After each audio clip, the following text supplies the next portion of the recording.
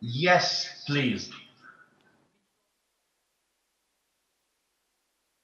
Until Thursday. Today and Thursday, okay? All the topics that you have seen before, the midterm.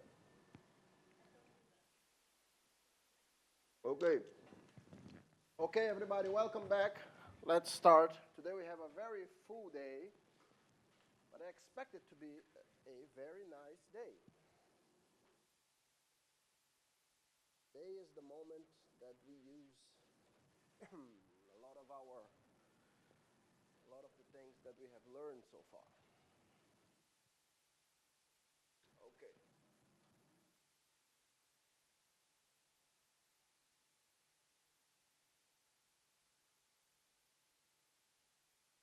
This is lecture 11. Is that correct? Lecture 11.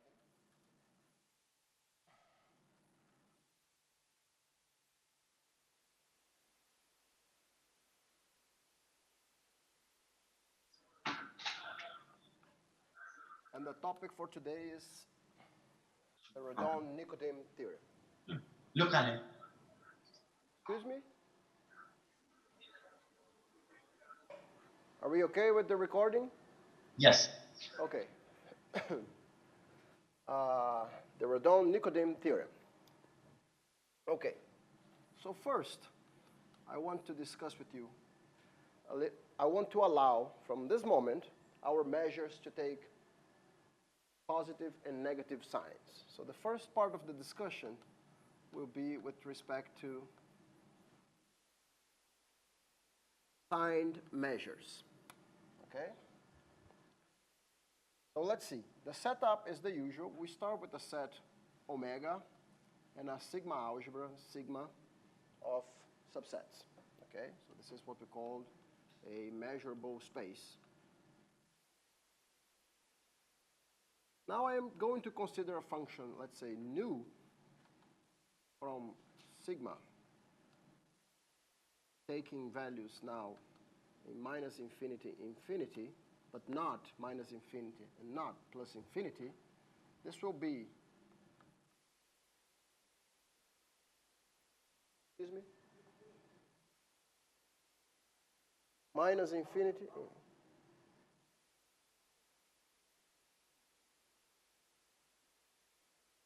Yes, so this is what I'm going to call sign measure is going to be bounded sign and measure if you want, okay? For me, it's just going to be sign measure in this class.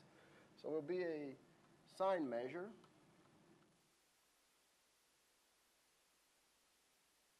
if it verifies the following property. So you have here a set function that takes a set and associates a number, okay? So whenever you have a set E, and you write it as a partition, E is the union of En, countable union, with the ENs disjoint, okay? Then you have that this nu of E is equal to the sum from 1 to infinity of nu of ENs. And, now there's a little bit of, and the right-hand side above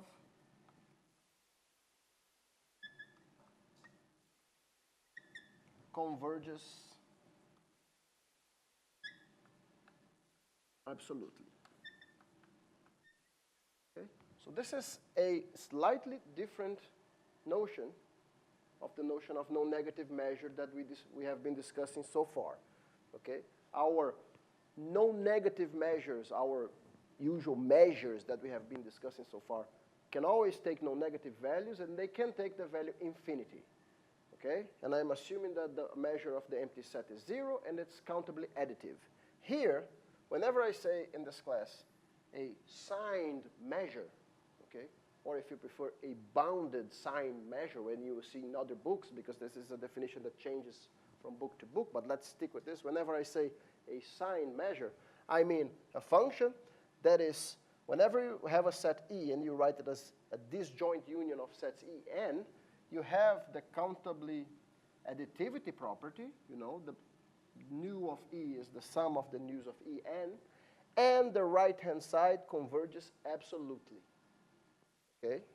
And the right-hand side converges absolutely. I'm introducing this in the definition here. Okay? So notes directly from this definition, so we are here not allowing this measure of a set to be plus infinity or minus infinity. This will not happen.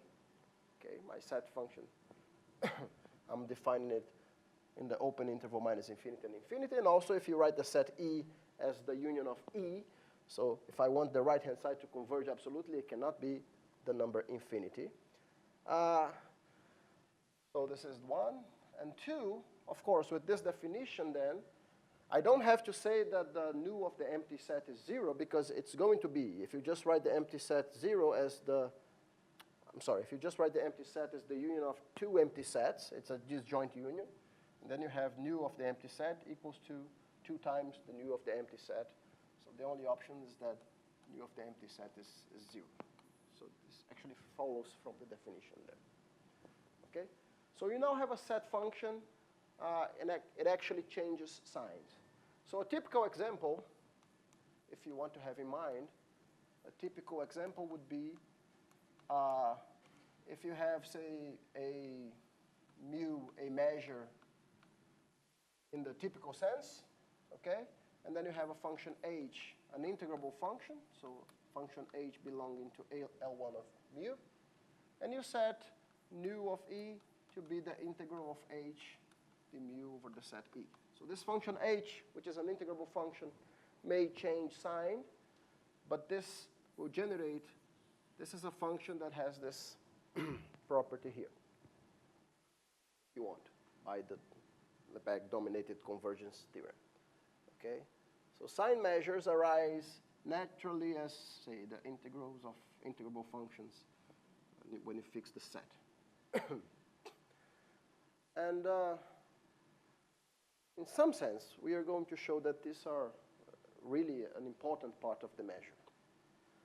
Okay? All right.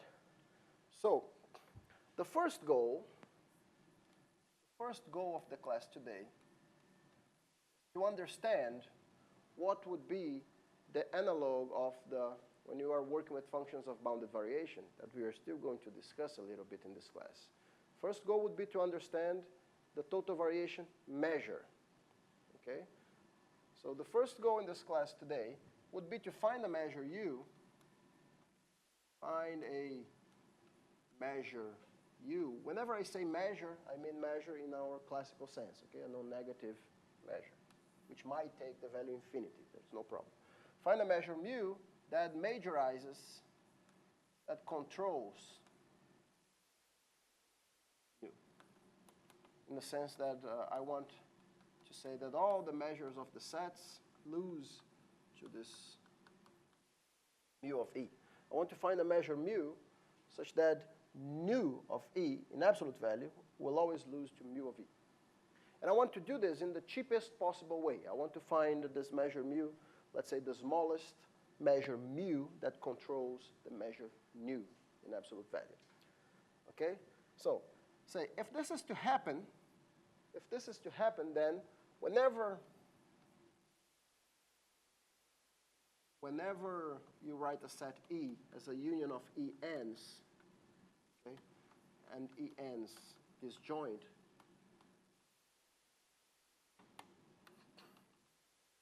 I will call this a partition of E.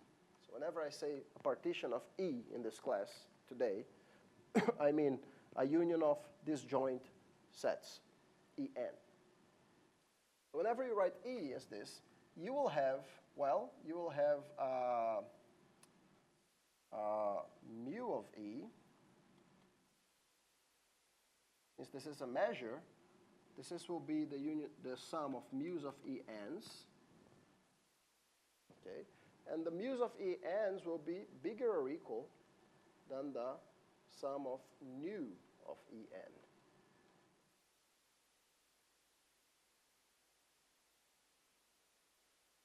Okay? So if this were to happen, you would have this thing here. So now this suggests that we define the following function.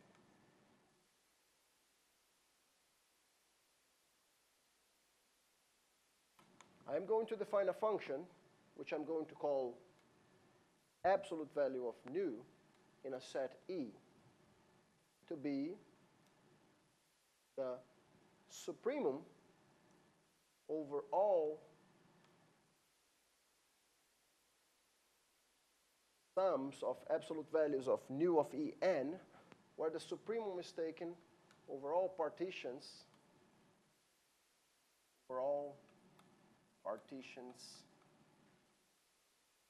of E. Okay? Whenever you have a set E, and you split as a union of ENs, this series converges absolutely because of our definition. And so this is a supremum of real numbers. This could be infinity. In principle, this could be infinity. That's fine. But it's a well-defined function. So you have constructed a well-defined function from sigma. You can take any set in your sigma algebra, taking values in 0, infinity. Possibly it could be infinity. Okay?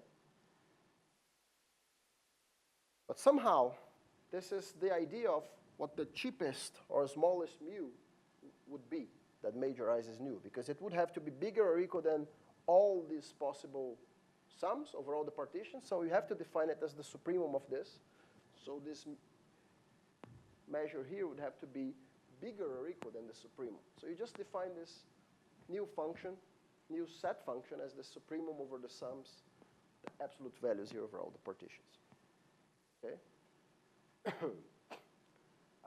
And the proposition 1 is that, let's see, the first proposition that we're going to prove today is that this function that you define in your sigma algebra is, in fact, a measure.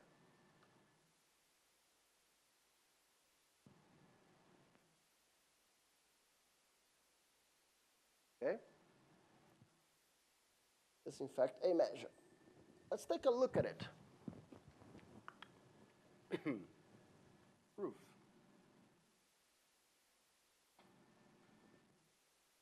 So this is a set function that takes the value from 0 to infinity. Of course, absolute value of nu at the empty set.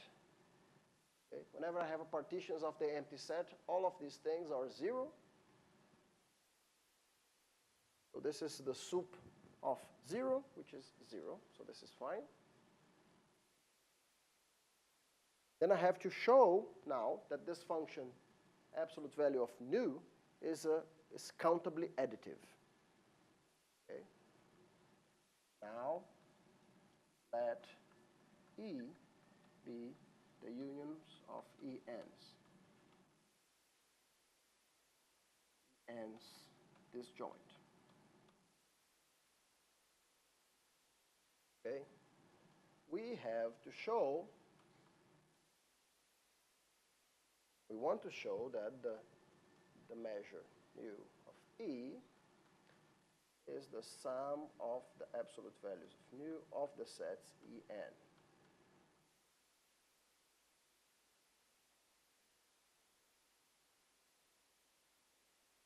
Want to show this. So we do it in the usual way. We show two inequalities. We show that the left-hand side is bigger or equal than the right-hand side, and we show that the right-hand side is bigger or equal than the left-hand side. Okay, so let's see this. So first,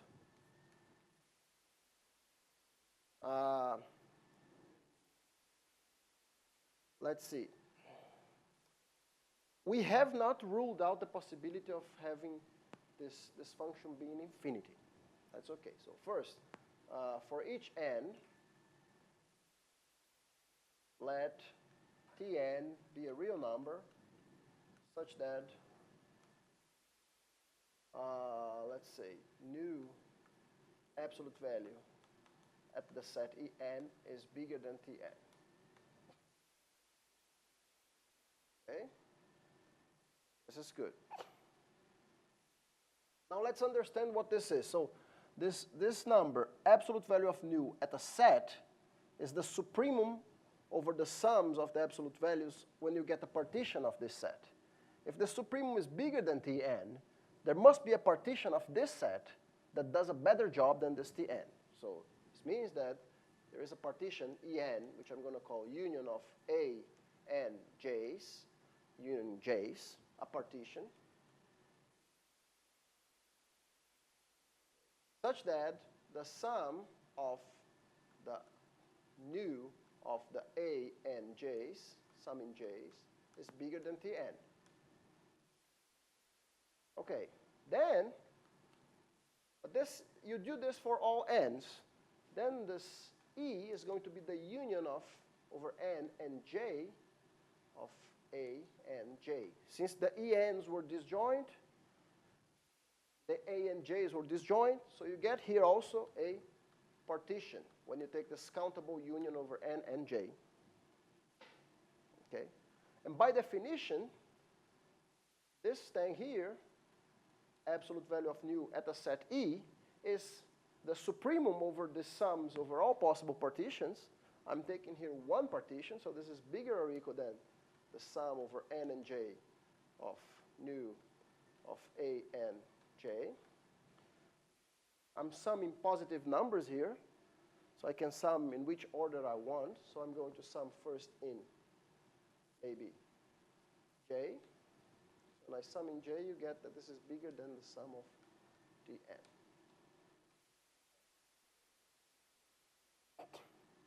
Okay? Therefore, this number that is fixed is bigger or equal than the sum of Tn's for any sequence Tn such that Tn is less than the modulus of nu of the set En. So this implies, now you take the soup over all possible sequences Tn to get that the of E is bigger or equal than the sum of nu of n. This is one inequality. I just want to make a brief observation that usually, sometimes when you deal with arguments like this, if this were finite, you can take, okay, take an epsilon such that this thing here is bigger than this number minus epsilon. I mean, but the reason that we chose this slightly different notation, calling Tn a number which is less than this, is to contemplate to the case where this is infinity. This could be infinity. So I'm taking a real number, any real number, and then I would get better. You know, if this number is infinity, you cannot take an epsilon neighborhood of infinity. This would make no sense here. Okay, this is one inequality. How about the other one? Okay, how about the other one? All right, I fixed in the beginning this partition of E. Okay, now let me take another partition of E now. Okay, so now consider another partition of E. Let's say E union of AJ's, union in J. Okay? Then what you have is that En, one of those sets there, is the union in J of En intersect AJ. And this is a partition. And also, AJ is the union in N of En intersection AJ. And this is also partition. This is a partition of the set En. This is a partition of the set AJ. At this point, what you want to understand is that you want to evaluate the sum over J of nu of AJ's. This is now I'm going to use the definition here. This is equal to the sum over J of nu of AJ, whenever I have a partition, is the sum over n of the nu of whatever this is here.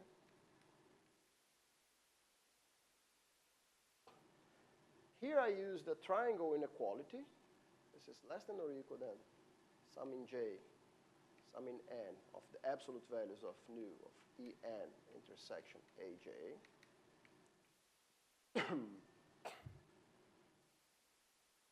Now what do I do? I change the sums with n and j. I can. I'm just summing positive, no negative numbers here. And what I have now is when you sum in j, this guy here loses to what? Sum in j, whenever you have a, loses to the modulus of nu of the set En. I have used these two facts, that this is a partition and this is a partition. Yes. But I'm essentially done. I'm not sure if you can see. Maybe you can watch from the video. No.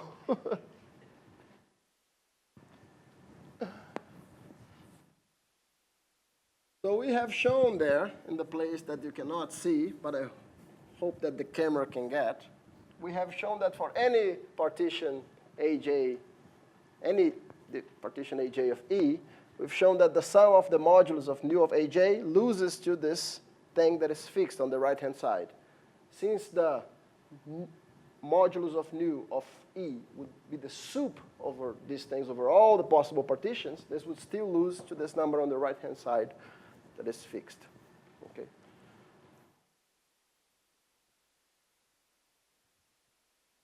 So now you take the sup over all possible partitions AJ, get that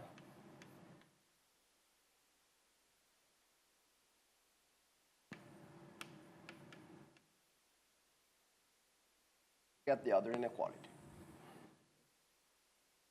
So we have proved both of the inequalities, hence you have your result, that this is actually countably additive.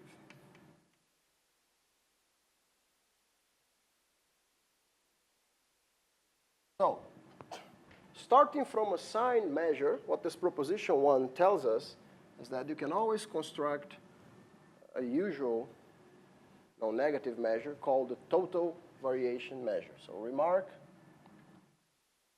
this nu is called total variation measure.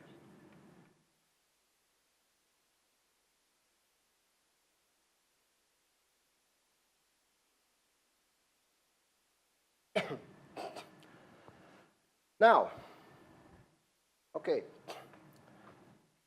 second proposition that I want to show to you today is that this total variation measure that we just constructed is actually a finite measure. Okay, so total variation measure of the whole set omega is finite.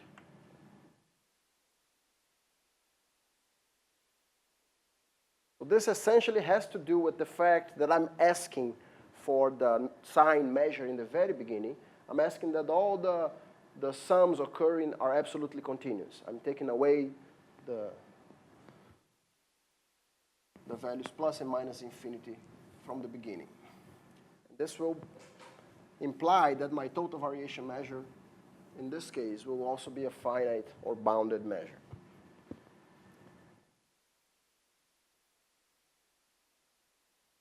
Proof. Let's see. Well, so the idea here is to, okay, so suppose that E, for a set E, let's say, for a set E, we have the total variation measure of E being infinity. Not necessarily for omega, okay? But suppose that you have a set E, obviously contained in omega, and you have the total variation measure of the set being infinity. This means that by the definition,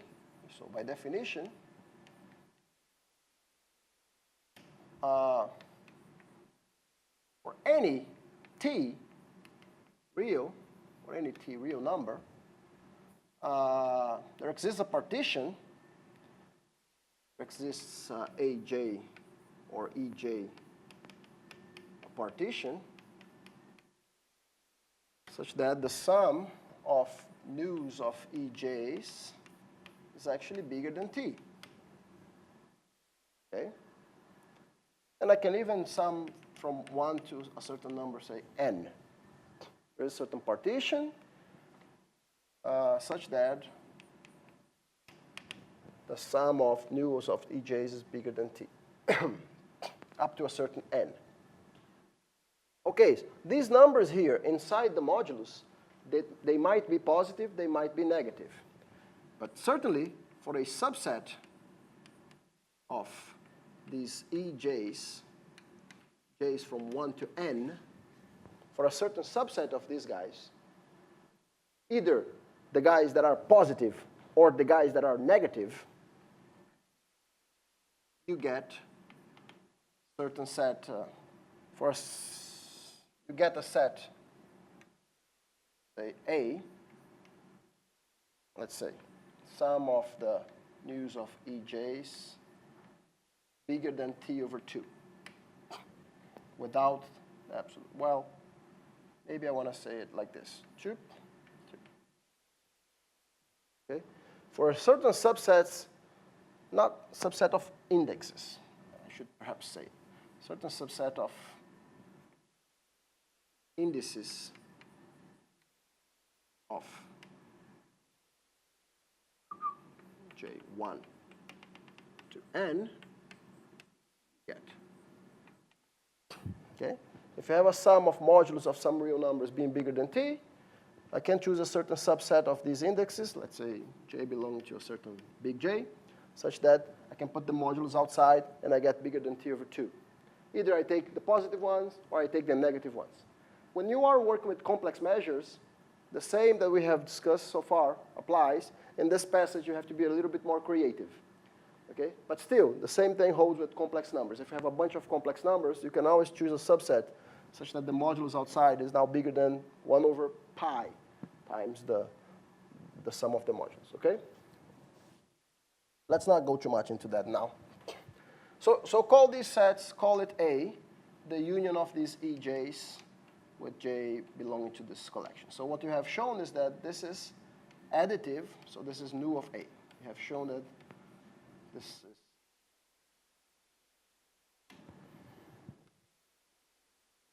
all right? So you take a set A to be the unions of some of these guys, and you get that the modulus of nu of A is bigger or equal than t over 2.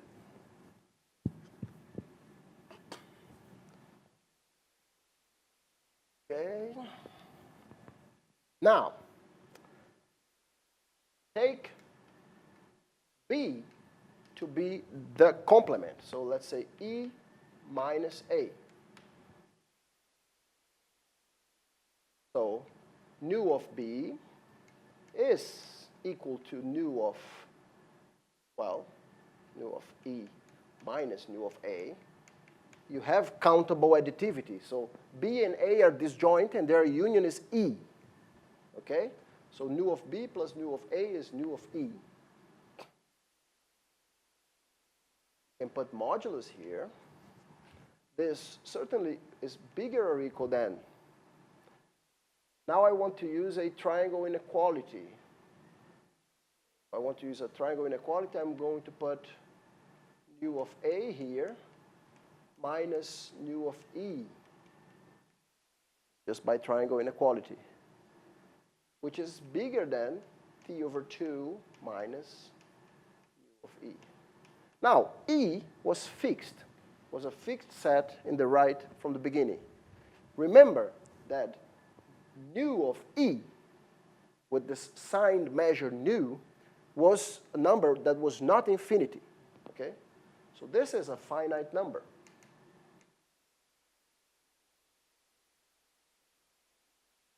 So my point is, if you had the total variation measure of E being infinity, you could choose T large enough, so you could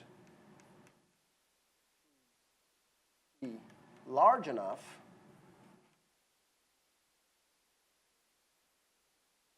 certainly such that this becomes bigger than 1. You have a fixed number here, just choose T over 2 minus this bigger than 1.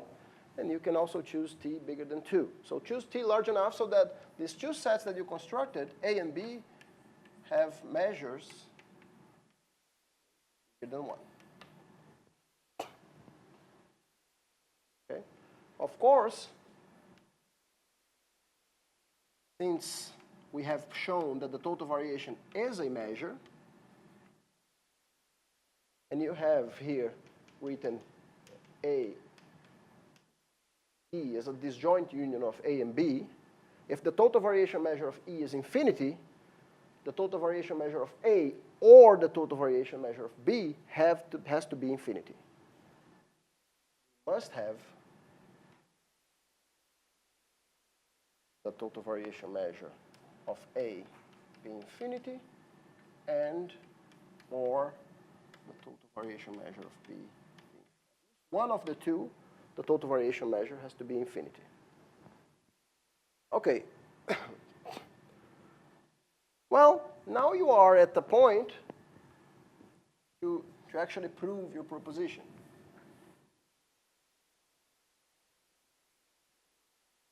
So now let's go back to what we want to prove. I want to show that the total variation measure of the whole space is finite, that this is a finite measure.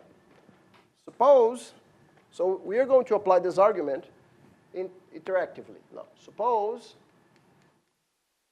that total variation measure of the whole space is infinity.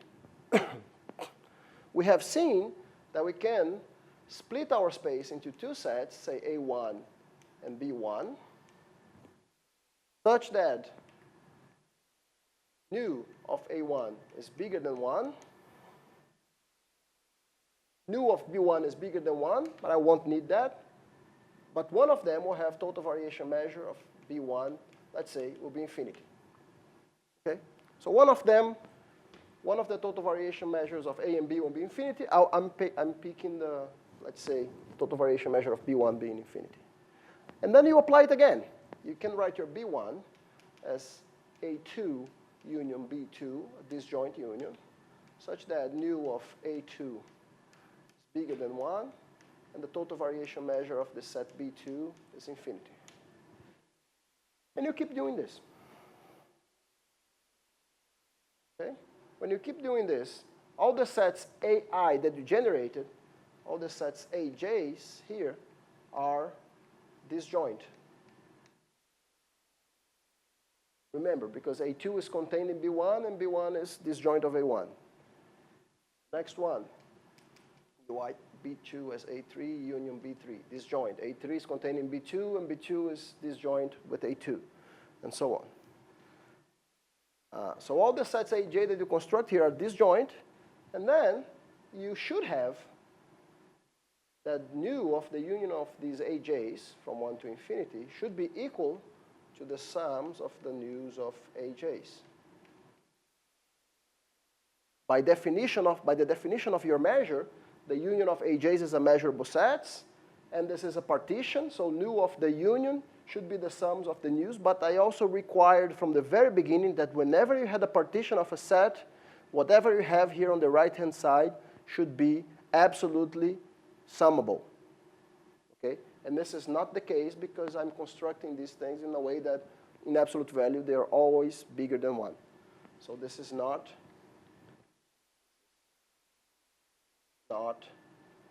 absolutely countable, summable. Does not converge absolutely, okay? So this is a contradiction.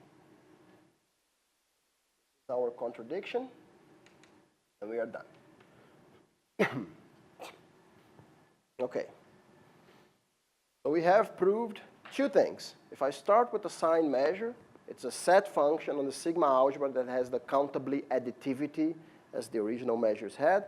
But countably additivity, whenever I have a partition, I need to ask that the countable additivity, I have an absolutely summable thing on the right-hand side. Whenever I have a Sine measure defined like this, I can construct what I call the total variation measure that majorizes this Sine measure, and this total variation measure is a finite measure. All right. So this was just the preamble. I mean, first the discussion on Sine measures.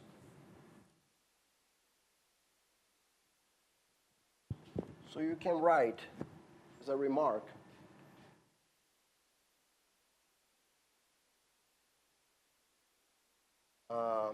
let's see, if U is a signed measure, denote this nu plus as being 1/2 of total variation measure plus nu, and nu minus as 1/2 of the total variation measure minus nu. And you can write your nu as nu plus minus nu minus. It's called sometimes Jordan decomposition of the measure.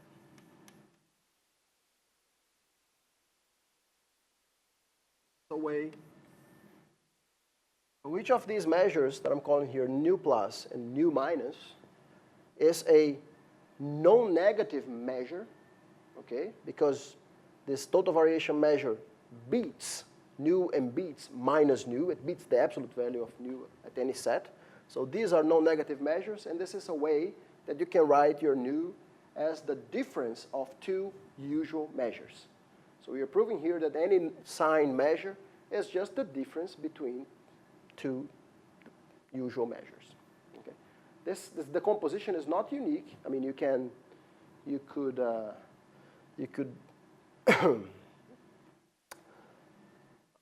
but you could have other ways of expressing your nu as the difference of two measures, but this has some minimal properties that we are going to discuss later on.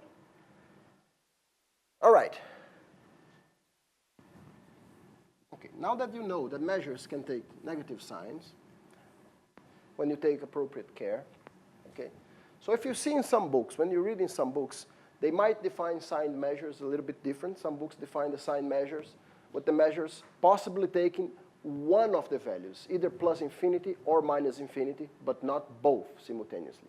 That's also okay. I mean, you can go on and do the theory with this hypothesis, but it's essentially modifications of what we are doing here. Okay. Part 2 of the lecture today, I wanted to discuss with you the notions of absolute continuity and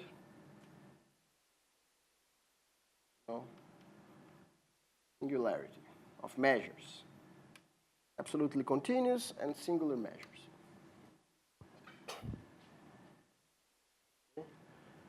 So, let's see.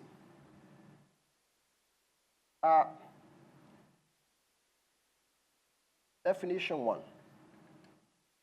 A measure.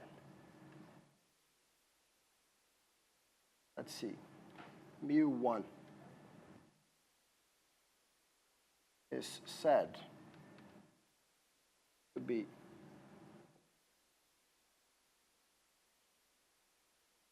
absolutely continuous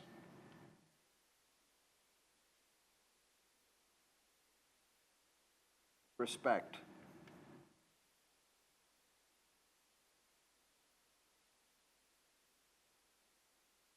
measure mu. And here I should actually say a measure, or mu1 could be a measure or a sign measure, okay? Either a measure in the classical sense or a sign measure in the sense we just defined, okay? But the other measure is when I say measure, I mean in the classical sense. The mu is a classical measure. So if I have a measure mu1, or you can actually put, let's say, nu. Nu is going to be a sign measure or a measure. It's going to be absolutely continuous whenever the following holds. When mu of E being 0 implies that nu of E is 0. Whenever you have this property, okay, that if a set E is such that mu of E is 0, then nu of E is 0, I say that nu is absolutely continuous with respect to mu. Okay? This is the definition of absolute continuity. Example. The typical example of absolutely continuous measures is that if you take h, a function in L1 of mu, and you define nu of E just like that, integral of h E. So h is an integrable function with respect to the measure mu. Of course, if E is a set of measure 0, whenever you integrate an L1 function over a set of measure 0, the integral gives 0. So nu of E is going to be 0. Okay? And this gives us a sign measure, for example.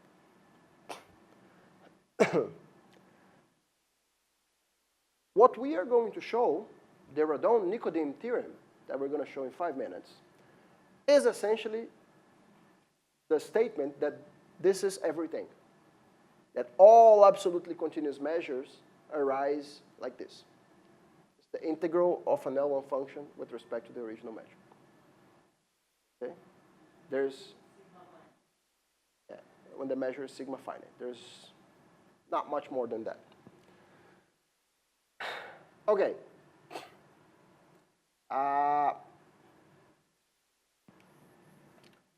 Definition 2 said, okay, so A, singular measure, or simply a measure, nu is said singular, well, maybe a singular, let's see, with respect to a measure mu if there exists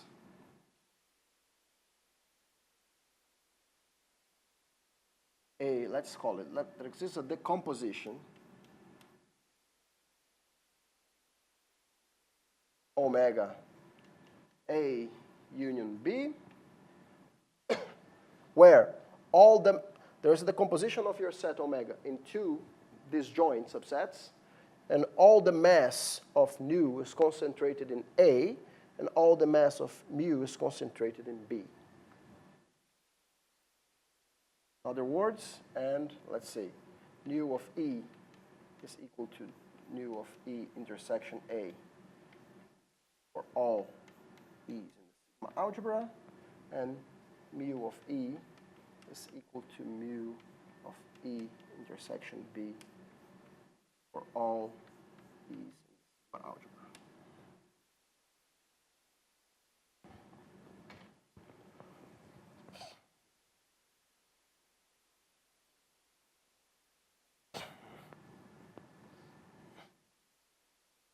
Okay? So whenever I have this property here that say nu of E is equal to nu of E intersection A for all measurable sets E, I say in this sense that nu is concentrated or supported on the set A, and mu is concentrated or supported on the set B. Okay?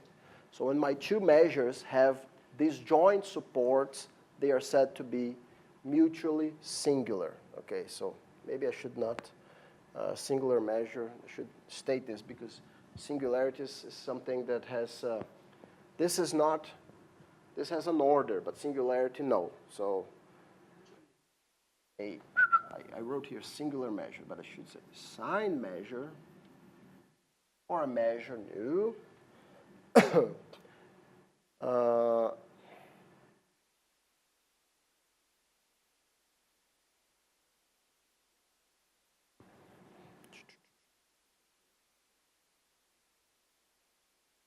I just call it, for simplicity, measures nu and mu are said to be mutually singular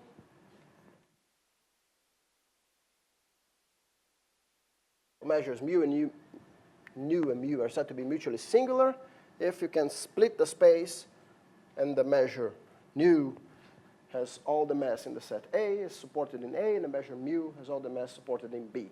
They could be usual measures, they could be sign measures, okay? Measures or signed measures.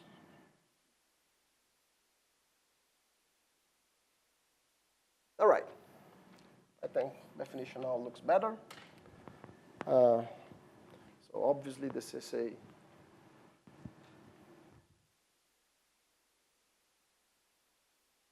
okay, examples of this. Well, if you take two functions with different support, okay, so if you take, say, h1 in L1 of mu and h2 in L1 of mu and define nu1 of E as being the integral of h d mu E and nu2 of E as being the integral of h2, this is the integral of h1 in E.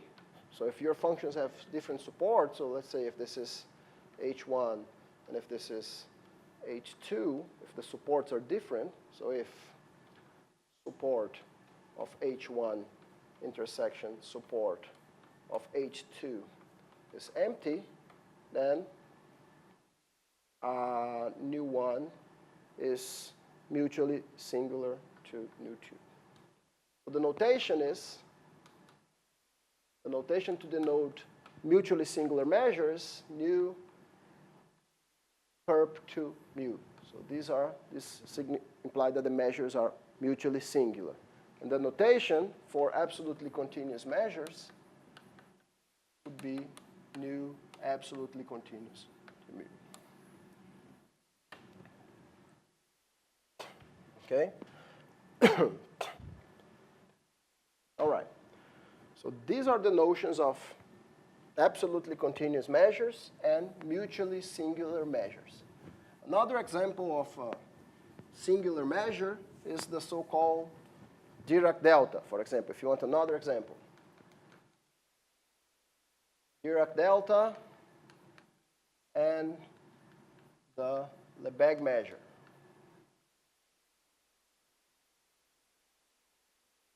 Dirac Delta measure is just nu of E is equal to 1 if the origin, say, is in E, and it's 0 otherwise.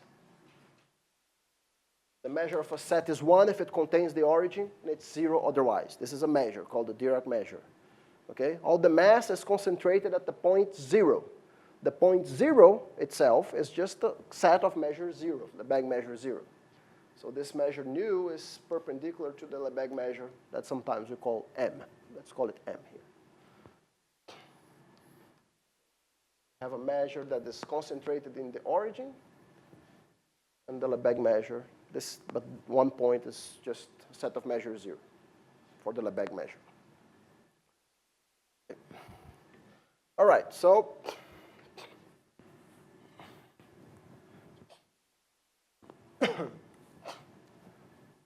I will state the following proposition for you. Proposition 3 of class today. Some basic properties of the concept of absolutely continuous and singular measure. I'm going to leave the proof of this for you guys as an exercise. Let's see.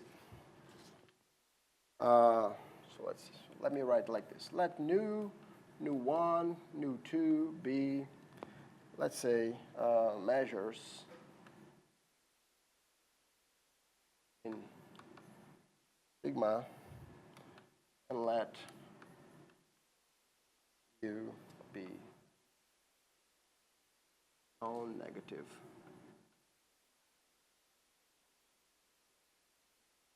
Okay? So here I want to emphasize, when I say mu be a non-negative measure, is really a measure in the classical sense. Nu1, I'm saying measures. It could be even measures in the regular sense or sign measures. Okay, so let's say measures or signed measures. Then the following properties hold. Okay, 1. If nu is supported on A, so is, from the statements you should see if it makes sense for regular measures, right? So I'm saying if the measure nu is supported on A, so is the total variation of nu. Okay, so if the measure is, say, is already a non-negative measure, let's just agree that the total variation is equal to itself. Okay, and if it's not, then it should be a signed measure. Second, if nu1 is singular, nu1 and nu2 are singular, then total variation of nu1 is singular to the total variation of nu2. 3, if nu1 is singular to mu, then and nu is singular to mu, then nu1 plus nu2 is singular to mu. 4, if nu1 is absolutely continuous with respect to mu, and nu2 is absolutely continuous with respect to mu, then 1 plus nu2 is absolutely continuous with respect to mu. 5, absolutely continuous with respect to mu, and total variation is absolutely continuous with respect to mu. 6, nu1 continuous with respect to mu, and orthogonal or singular to mu, and 2. 7, absolutely continuous with respect to mu. Mu is singular with respect to mu, identically 0.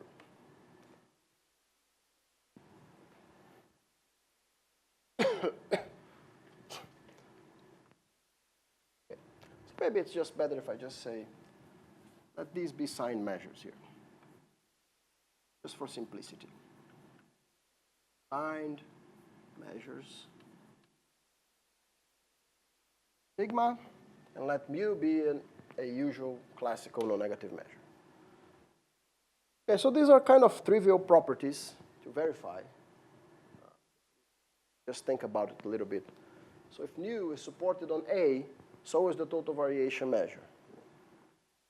This follows from the definition. If nu1 is singular to nu2, meaning that this is supported in A, this is supported in B, then from the previous item, this is supported in A, this is supported in B, the total variations measures will be singular. if nu1 is singular to mu, nu2 is singular to mu. So if this is supported in A1, this is supported in B1, this is supported in A2, this is supported in B2, then the sum is supported in A1 union A2. And mu was supported in B1 and was supported in B2 has to be supported in B1 intersection B2. And then you have two disjoint sets for the sum and the original measure mu. This is trivial. If nu1 is absolutely continuous with respect to mu, and nu2 is absolutely continuous with respect to mu, then their sum is absolutely continuous with respect to mu. The measure of a set is 0, and the measure of a set here is 0 and 0, and you just can add up these guys.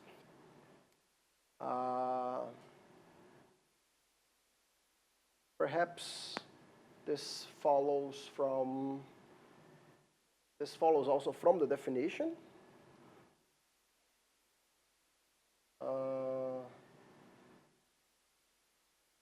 We have a set.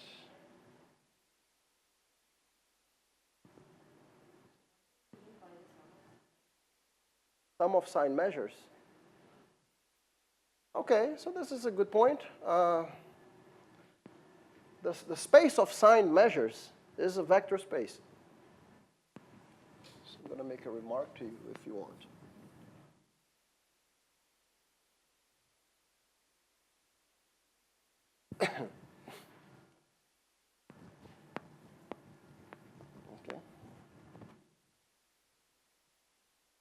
Okay, so I'm going to leave the proof of this to you as an exercise. Proof.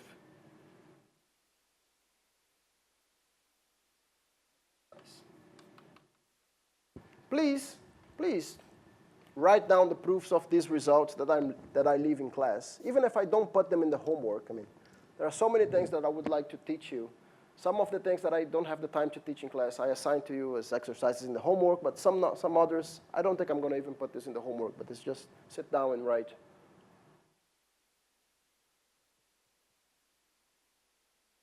Especially if you're finding today's lesson not so easy. Hagar, a remark to you. So you can take sine measures, so nu1, nu2, signed measures in your set omega. You can add them up, nu1 plus nu2 of a set E. Just define it as you would, nu1 of E plus nu2 of E. The definition of this is a sine measure. You can just check. And also multiply by a constant.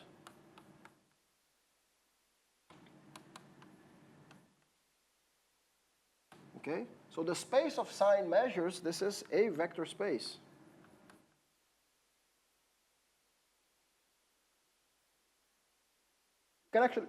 It's actually a normed vector space. You can define the norm of a sine measure as just being the total variation of the whole space. This actually is a norm.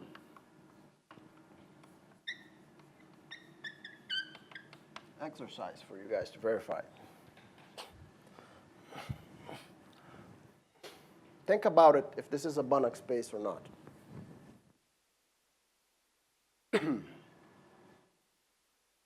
Okay, we have discussed absolutely continuous measures. We have discussed mutually singular measures.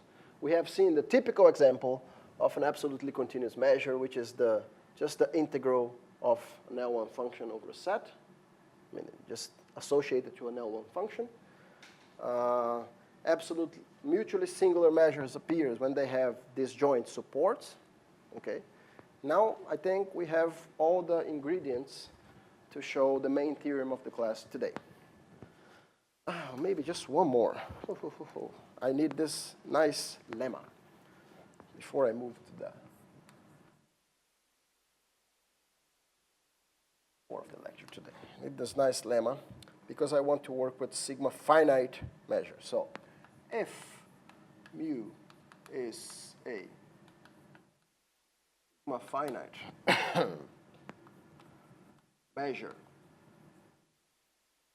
on sigma, and there is a function omega let's call it like this, that belongs to L1 with respect to this measure, such that uh, 0 is less than or equal than omega of x is less than 1 for every x in your set. Okay. So this is going to be a particular nice construction, and this is easy. Okay. Let's just read the statement again. So if you have mu being a sigma finite measure on the space, okay, if you want, then there is a function, there is an integrable function in L1 of mu such that the function is strictly positive and strictly less than 1 for every x in your space. Let's see how we prove this, and let's see why it is useful. Proof.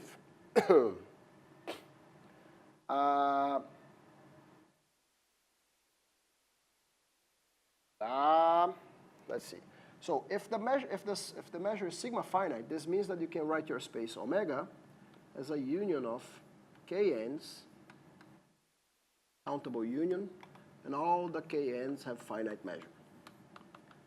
Your space may not have finite measure, mu, but you can write it as a union of things. Each of the things have finite measure. This is what sigma finite means. So now define, let's say, you can assume, no, you don't have to, but let's see what I want to do. Define a function Wn of x to be 0 if your point x does not belong to Kn, and if x belong to Kn, you want to put something here which is going to be something that you can sum up. So the measure of Kn will appear here. The measure of Kn might be 0. You might have a crazy thing, so let's just put 1 plus the measure of Kn here. And let's put a 2 to the n on the denominator here. Okay. So this function omega n of x is equal to 0 if your point doesn't belong to Kn, and it's going to be equal to this positive number. This is positive, and this is less than 1 if your point x belongs to Kn.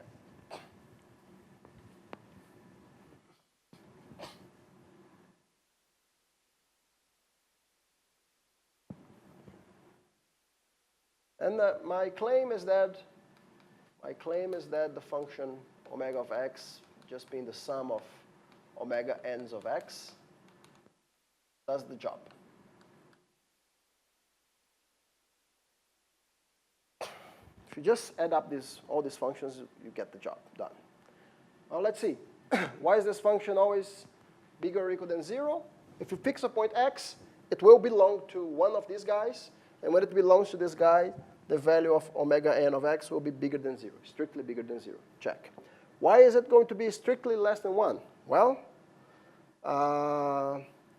because these guys, this is strictly less than 1 over 2 to the n. Whenever the measure mu of Kn is positive, and it will have to be at some point, right? So let's just assume that my space is not trivial. Let's assume the mu of the space is positive. So one of these guys will have to have positive measure, and then this will be strictly less than 1 over 2 to the n. And when you add up, this is going to be strictly less than 1, because the sums of 1 over 2 to the n does it. And moreover, the integral of w by the monotone convergence theorem, if you just truncate the sums, just the sum of the integrals of omega n, and the integrals of omega n here is this times the measure of k. So this is just the sum for n of mu of kn over 2 to the n, 1 plus mu of kn. Okay, this fraction is less than 1. definitely. So this is less than or equal to 1. All right. Why is this useful? Why is this useful? We'll see. Essentially, if you consider a measure, say, mu tilde of E, just being the integral of this omega d mu at E, so this measure mu tilde has the same sets of measure 0 as your original mu, and it's finite. So the claim is mu tilde is a bounded measure, is a finite measure.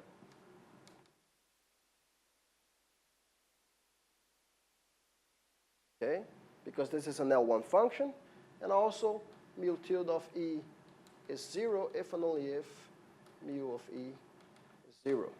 Let's see why that's the case. If mu of E is 0, you're integrating an L1 function over a set of measure 0. This gives you 0. On the other hand, if this is 0, this means that the integral of omega on this set is 0, but this function omega is never 0. It's always strictly positive. So if you have a strictly positive function integrated over a set, if the set doesn't have measure 0, this integral will be strictly positive. You can check that. You can prove that. You should be able to do that. Okay? Just work with the very basic Borel-Cantelli style lemmas, you know. Okay, consider the set where the function is bigger than 1 over n. Then if this set has positive measure, then you get a lower bound, which is positive. If not, you construct a set of sets. I mean, you end up proving that the function will have to be 0 on that set, but that's a contradiction. Okay. So this is something useful to pick up the sets of measure 0. Okay.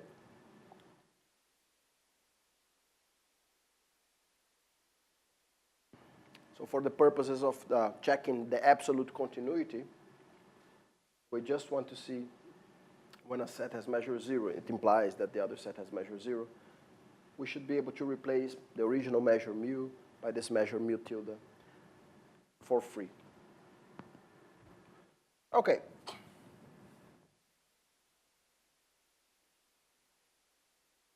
Let me see.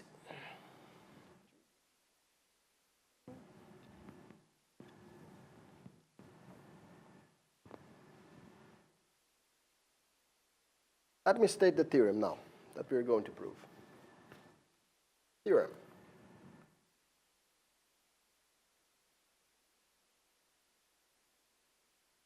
Bag, Radon, Nicodem.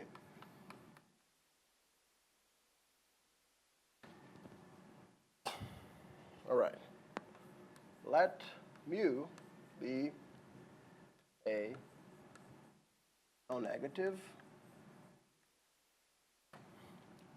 sigma finite,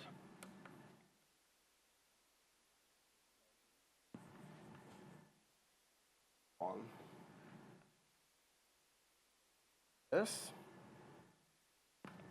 and mu be a signed measure.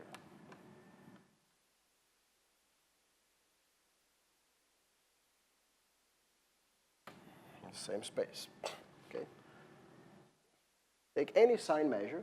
Let mu be a non-negative classical measure. Okay. So the claims are, first, there is a unique pair of signed measures nu A, nu S, such that nu is equal to nu A plus nu S, with nu A being absolutely continuous with respect to mu, and nu S being singular with respect to mu. Okay? So you can always decompose.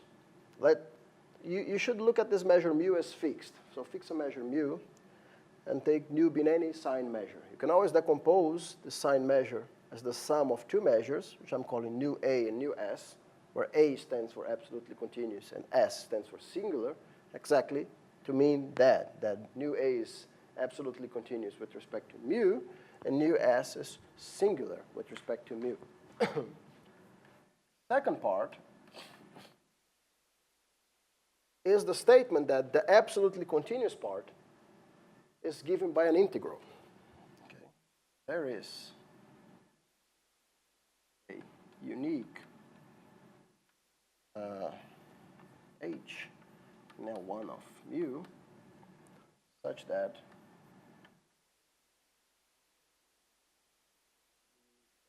E is equal to integral of h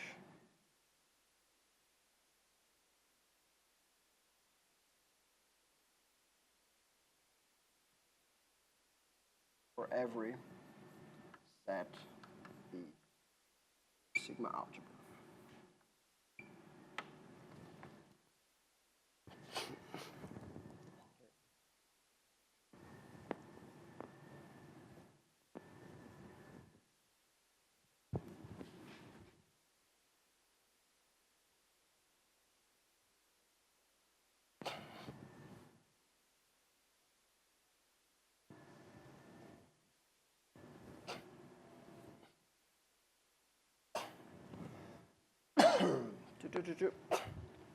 Let's see if we can do the proof together of this thing. So first, before we start with the proof, let's make a few remarks. Okay. The uniqueness of this decomposition in part 1, so the uniqueness is clear. The uniqueness is kind of clear in both statements, right? So because if you had nu A plus nu S, if you had your measure nu being nu A plus nu S equals to nu A prime plus nu S prime, this would imply that nu A minus nu A prime would be equal to nu S prime minus nu S.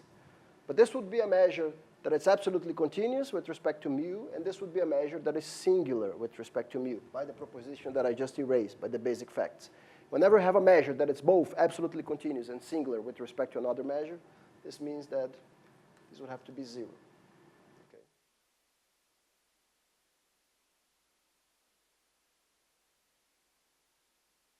Okay. Same thing for the second part.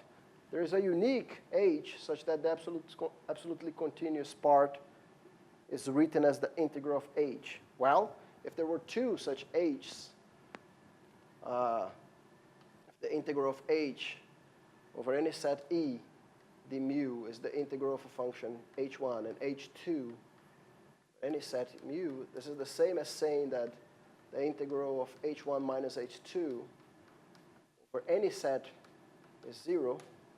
Okay?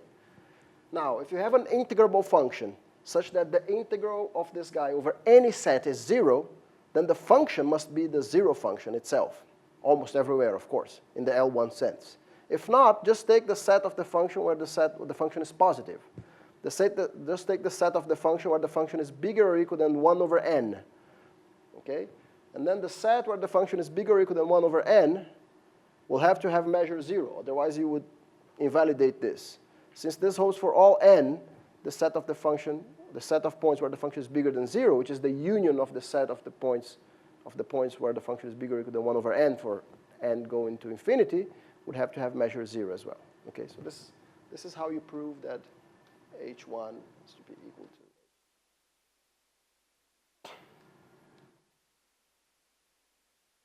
This function that appears here, whenever you have an absolutely continuous function, an absolutely continuous measure, and you write it as an integral of a function, this function here, this density function, sometimes is referred to as the Radon-Nicodem derivative of this measure with respect to this measure.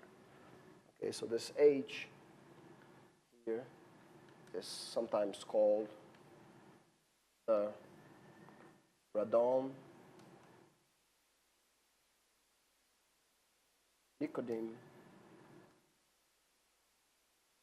derivative of nu A with respect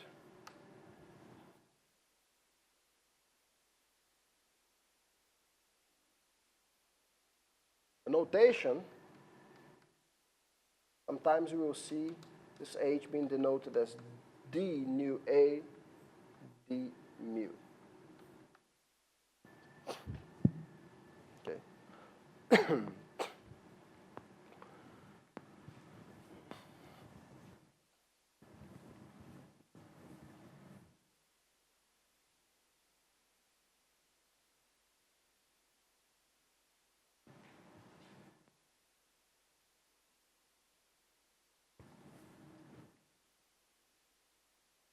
Okay, so let's see. So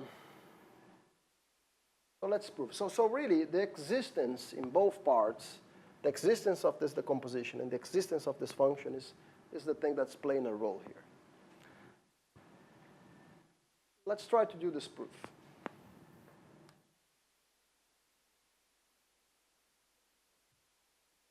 Okay. So let's assume first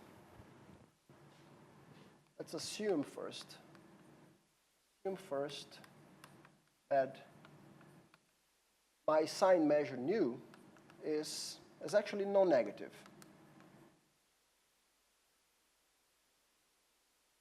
Non-negative, and of course, finite. Okay, assume that this is a non-negative measure first.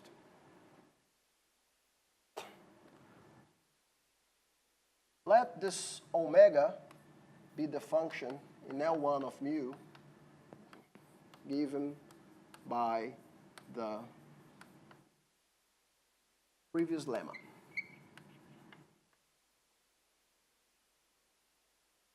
Okay.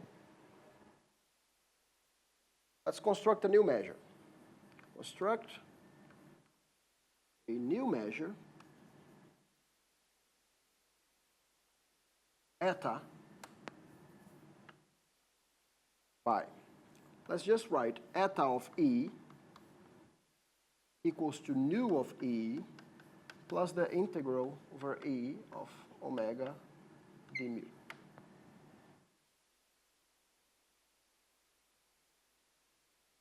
So in other words, sometimes we denote this d nu, d eta equals to d nu plus omega d mu.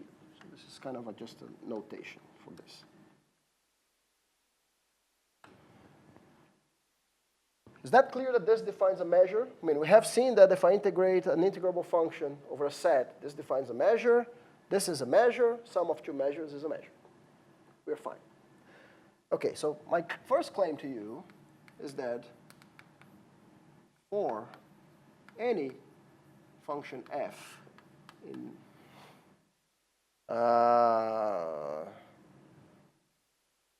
my first claim to you is that we have this expression here, integral of f d nu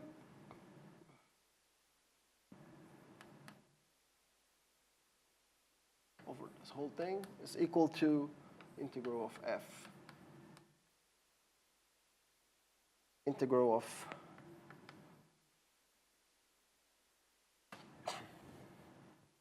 let's see when this expression holds. Okay? So I have one measure here, one measure here, one measure here. And I claim to you that if I integrate a function f with respect to this measure eta, this gives the integral of f with respect to nu plus f omega d mu over the whole domain. Okay? So first, this holds if f is the characteristic function of a set. This is exactly what's written here. When f is the characteristic function of a set E, this is eta of E. And even eta of E, this is nu of E, this is the integral of omega d mu at E. This is star. Okay? Since it holds for a characteristic function, it holds when f is a simple function. I can just take this expression for any characteristic function, multiply by constants, and add them up. Okay? So this is okay whenever f is a simple function. Now I claim to you that this is okay whenever f is a non-negative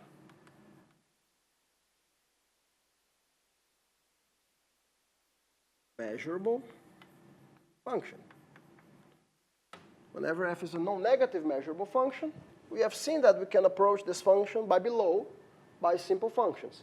And then I can apply monotone convergence theorem here, here, and here. And I'm okay.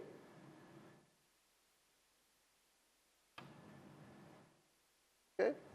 And therefore, this holds whenever f is in L1 of eta. Because if f is in L1 of eta, is integrable with respect to eta, then it's the difference between two functions which are integrable with respect to the side is finite. Okay? You can just write f as f plus minus f minus. Both of these integrals are finite. So whenever f is non-negative, you know, everything here is non-negative. So whenever f is non-negative, this number is bigger or equal than this and this separately. Okay? So this expression holds whenever f is a function in L1 of eta. Okay. Okay. So the idea here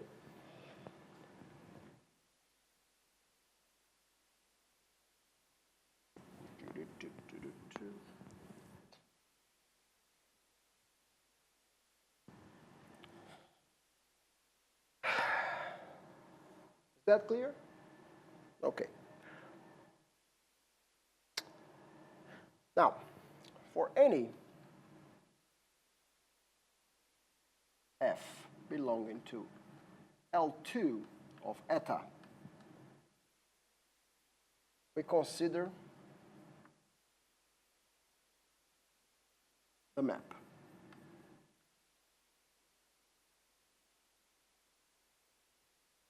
Sends f to the integral of f d nu.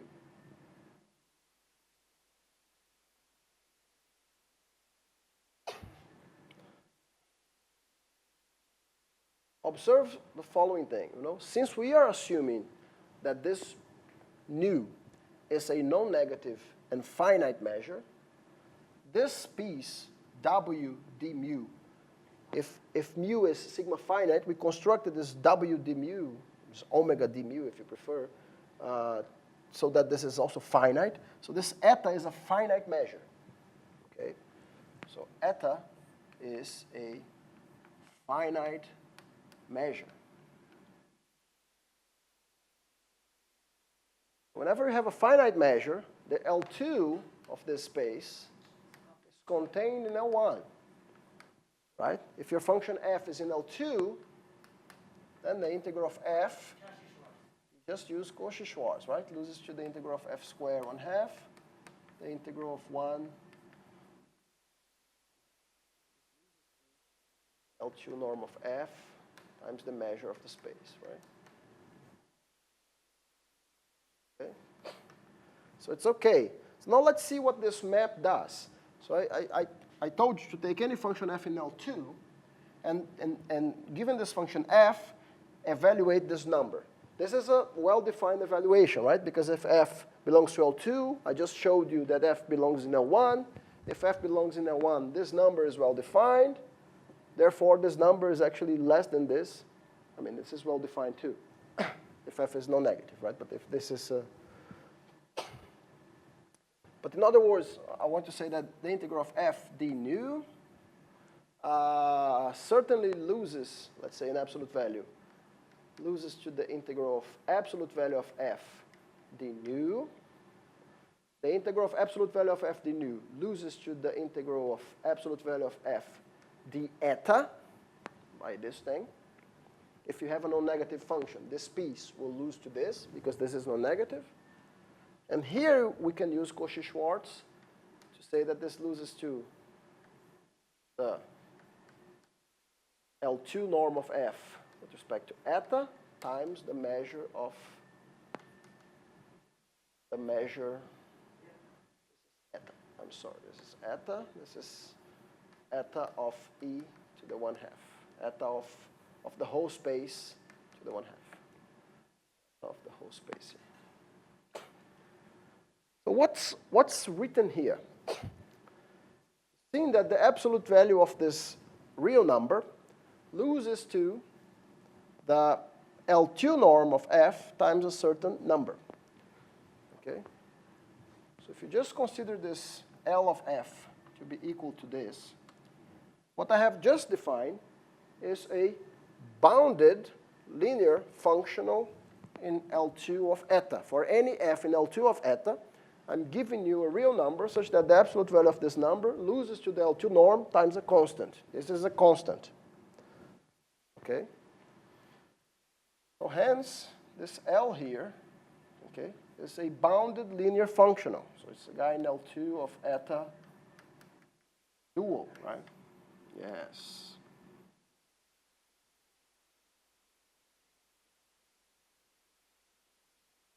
So, and then we went through a whole lot in the last class just to prove this Ris Representation Theorem, to use it right here, right now.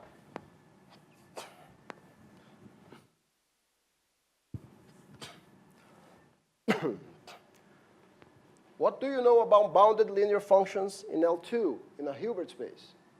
You know the Ris Representation Theorem. So by the Ris Representation Theorem,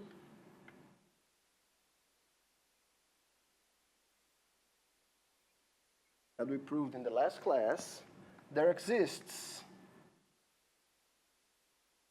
a function g also in L2 of eta, such that this functional integral of f d nu is given by the integral of f g d eta.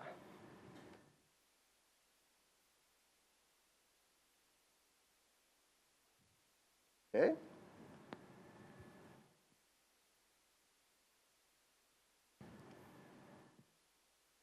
Is that okay?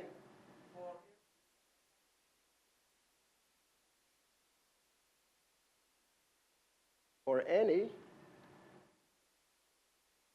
f in L2 of eta. Okay, so first few remarks. What happens when you plug in f to be the characteristic function of a set E? You get just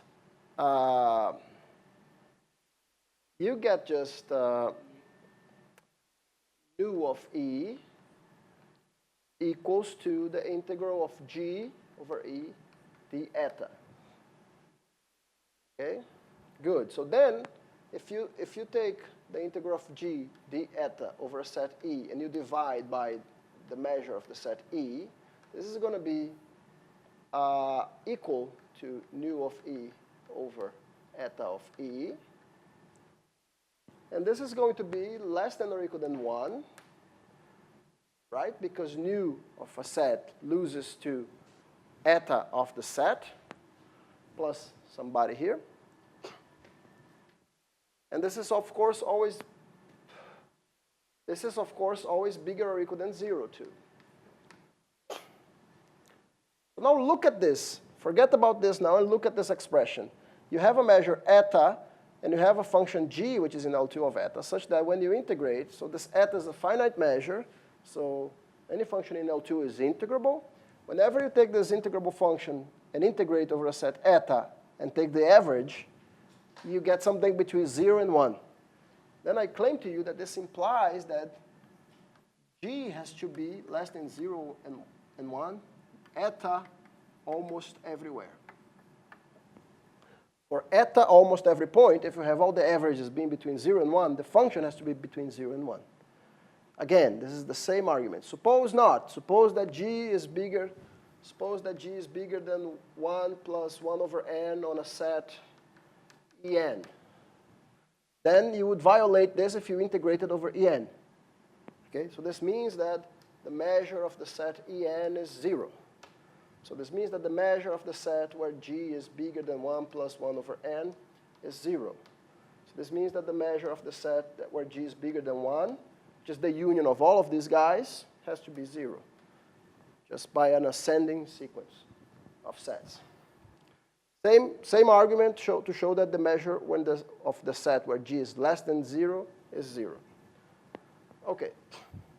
So this G is between 0 and 1, eta almost everywhere. Of course, we can now modify G, a set A with measure of A 0, get say 0 less than or equal than G less than or equal than 1, not A, but let's call it E, everywhere.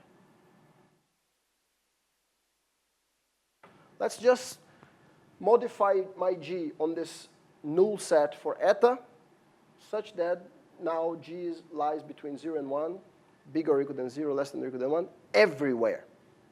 Okay? Of course, if I modify G on a set of measure 0 and a set of eta measure 0, I don't change this right-hand side here when I am integrating with respect to eta. Okay? So I'm not changing this formula.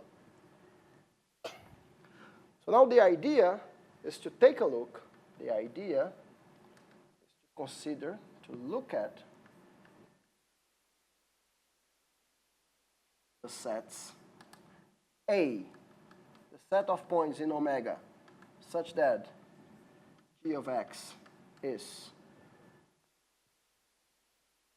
0, less than or equal than G of x, less than 1, and B, the sets of points in your omega, such that G of x is equal to 1.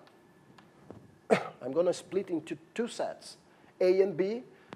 A is the set of points where G is less than 1, strictly less, and B is the set of points where this function G is equal to 1.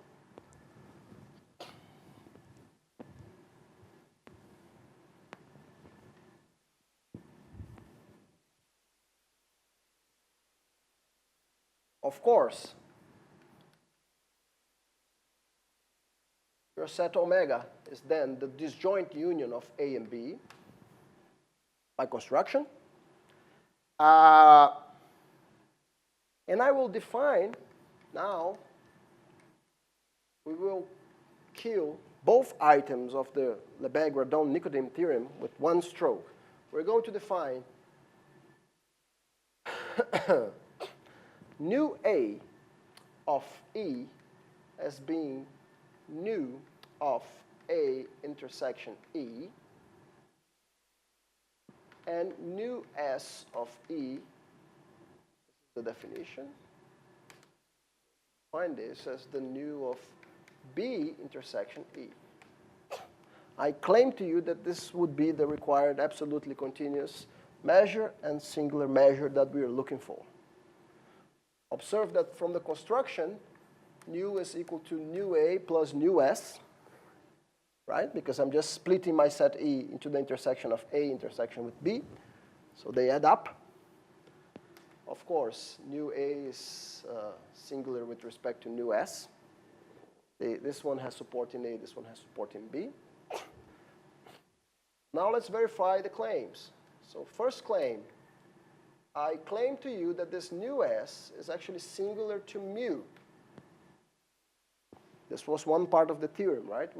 We wanted this singular measure to be singular with respect to be singular, mutually singular with mu.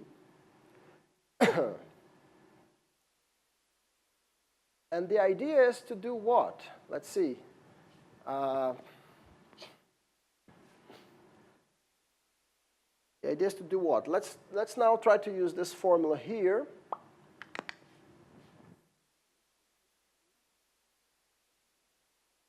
Star and double star.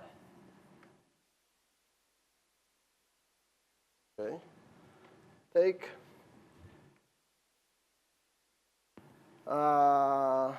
let me see if I can do this. So from star, remember that we had integral of f. The eta was integral of f d nu plus the integral of f omega d nu. Now this one, I can use double star here and write this as the integral of f g theta, it's integral of f omega. We can really write, if you move this to the left-hand side, the integral of f that multiplies 1 minus g eta is equal to the integral of f omega d mu.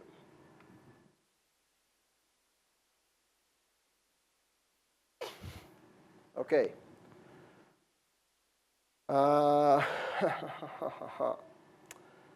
So now what I want is to take this formula and write, what do I want to write?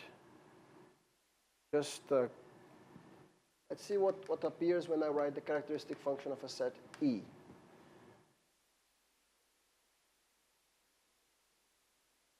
I want to show this, right? When mu of E is 0, then this is 0. 0.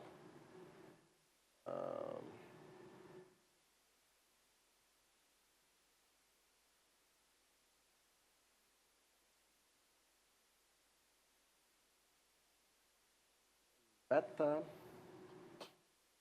Let me see what I have to do now. Yep. No. You know,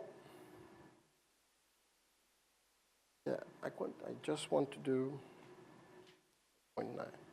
Okay. Let me put f in this expression here as the characteristic function of B. I put f as the characteristic function of B. Okay. Now, what do I have on the left-hand side here? Can you see? When f is the characteristic function of B, I am integrating 1 minus g over the set B. But 1 minus g in B, g is 1. So this is 0.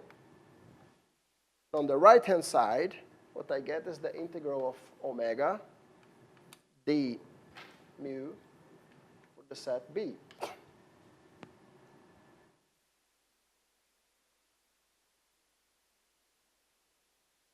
Okay.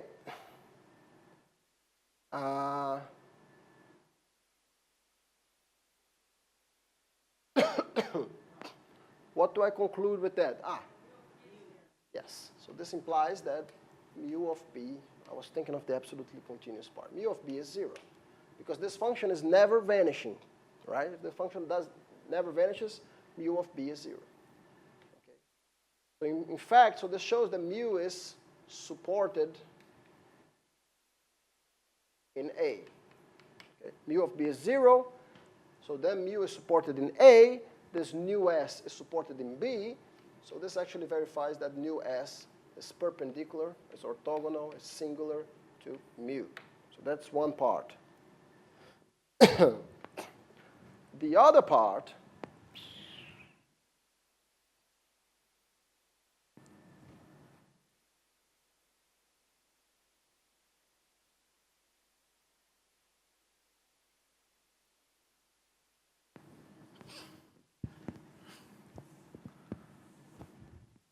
part I still go with the same formula here that I'm going to rewrite. So don't have to move. So that formula reads integral of f 1 minus g d eta equals to the integral of f w d mu. Okay? So the thing now is to choose f as being, let's see, I want to choose f as being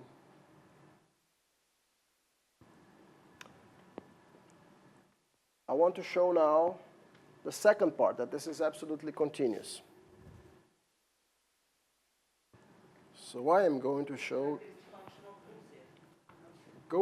choose f being this function, 1 plus g squared plus g to the n times the characteristic function of a set E.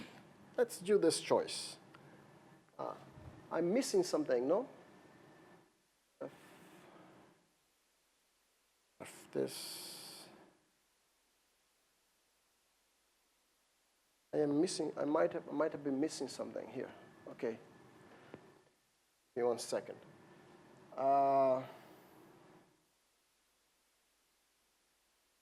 What did I miss here?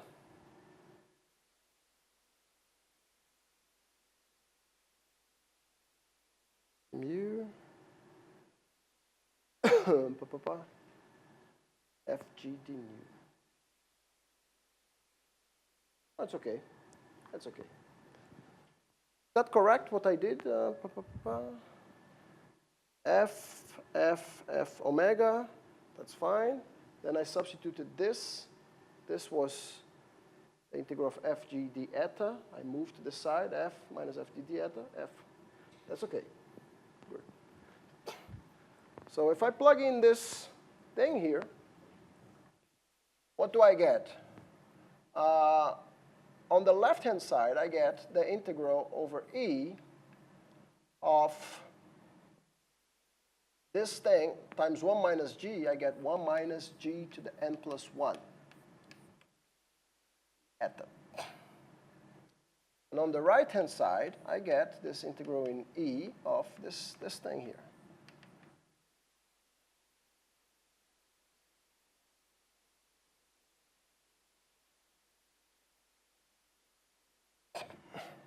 Okay.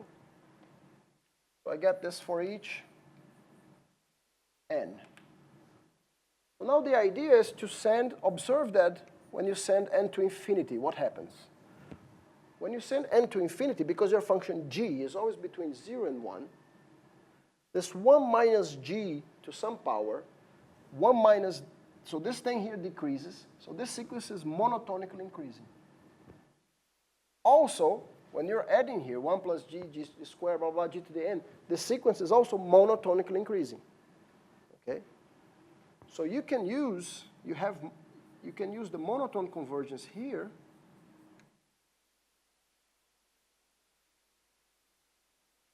This side will go to what?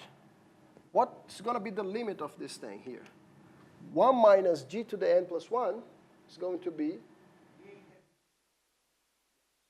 this is going to be 1 in my set A in the limit, but in my set B, this will be 0.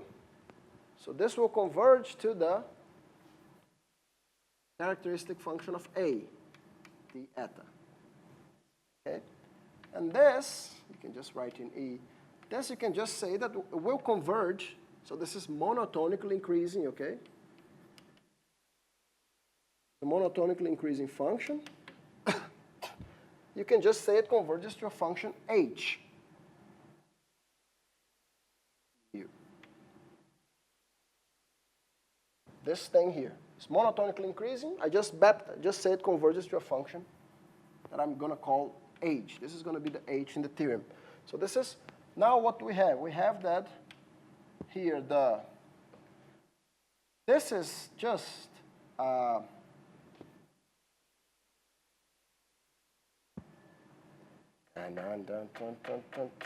no. I wanted new. So I've done something wrong, guys. I've done something wrong. I need you guys to correct me. Let me come back here.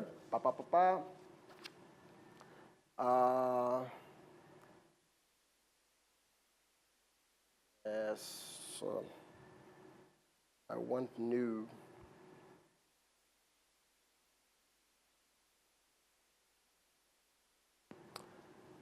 Okay,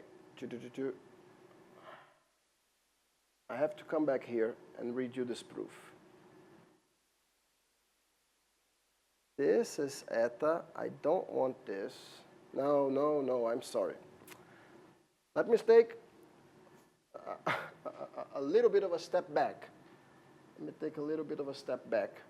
This is something wrong here because this is the measure eta. No, but this was fine here. But This is not what I wanted. I wanted to take the first expression, star, that was this expression, okay, and apply it to the function fg.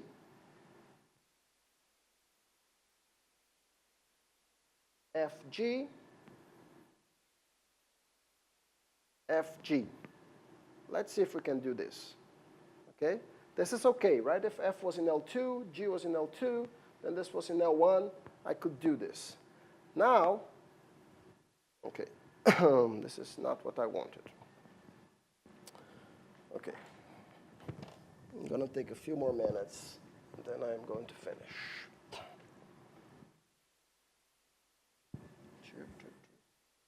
Incorrect. Okay, so this is the original expression that we started. Now I am going to use right here my Ris Representation Theorem. Integral of f g d nu is integral of f d nu. Okay, so this is the integral of f d nu. This is the integral of f g d mu plus the integral of f g omega d mu. I move this to the left-hand side, and I get the integral of f that multiplies 1 minus g. Now, with respect to the measure, nu is equal to the integral of f g omega d omega. Aha. Okay, let's move here. If I take in this expression f to be the characteristic function of b, then I'm integrating 1 minus g d nu in the characteristic function of b, but in b, g is 1. So I get 0. That's fine. And on the right-hand side, I get the integral of g times the g times omega du.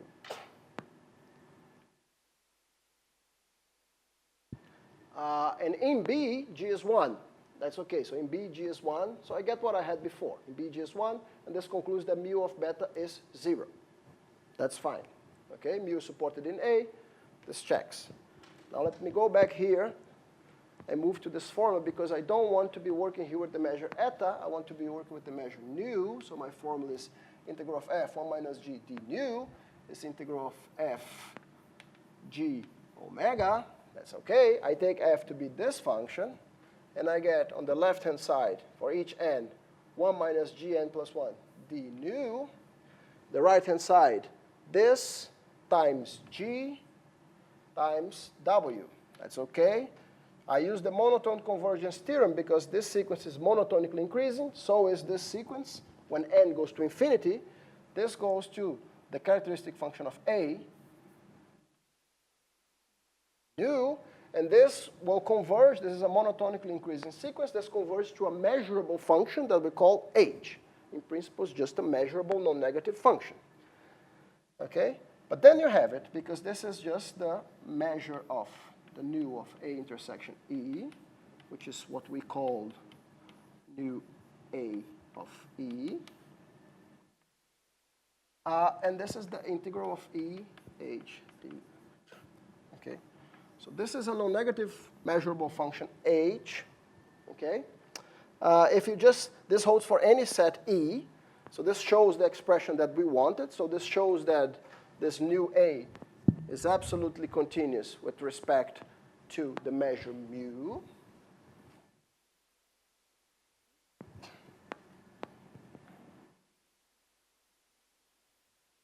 Okay. So this shows that nu A is absolutely continuous with respect to mu. And if you just take the set E to be the whole omega, you get that nu A of omega, which is a finite number, is equal to the integral of h, the mu of omega. So this implies that your h, which was just negative, non-negative, and measurable, actually belongs to a 1. Okay, so this concludes the proof in the case where we assumed that our original sine measure was actually non-negative. Well, in the general case,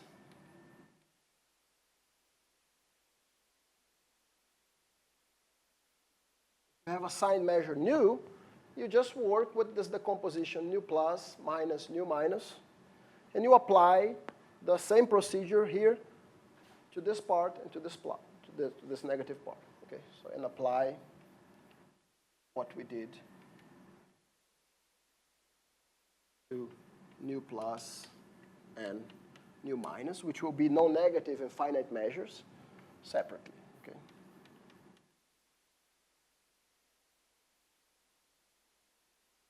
Okay. And that's the end of the proof. We are past time today.